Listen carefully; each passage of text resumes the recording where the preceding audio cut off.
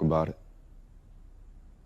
After Sandy Hook, when 26 lives were took, the politicians shook their heads and said we shouldn't talk about it. Our nation grieved. They gave their prayers and sent their tweets, but they didn't want to talk about it. We can't politicize this, they said. 20 kids are dead. We have to lay them to rest before we talk about it. Like it was honoring their deaths more to once again ignore the very reasons, but we didn't want to talk about it. And you could take the rhetoric and switch the tragedy. I couldn't tell the difference, which is obvious insanity, but I was just as culpable for what I didn't do or say, because honestly, it hurt too much. I didn't want to talk about it. Well, now I want to talk about it.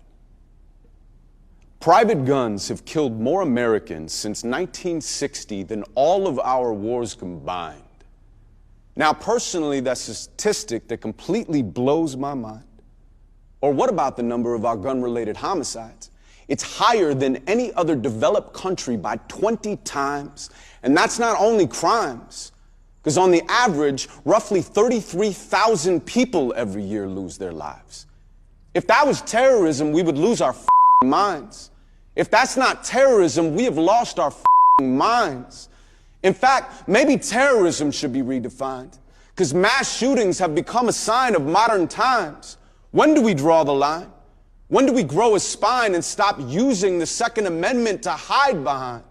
You want to keep your guns, that's perfectly fine. I'm not arguing to take them away unless you're hunting lions. And yet the NRA accuses me of lying. Like secretly, I'm trying. That way they change the conversation from the people dying. It's really evil. I am tired of this misleading line they're feeding to the media. The talking points are really just excuses to be greedier. And Congress won't do their jobs because lobbyists have paid them off. So they ignore the problems that they're there to solve.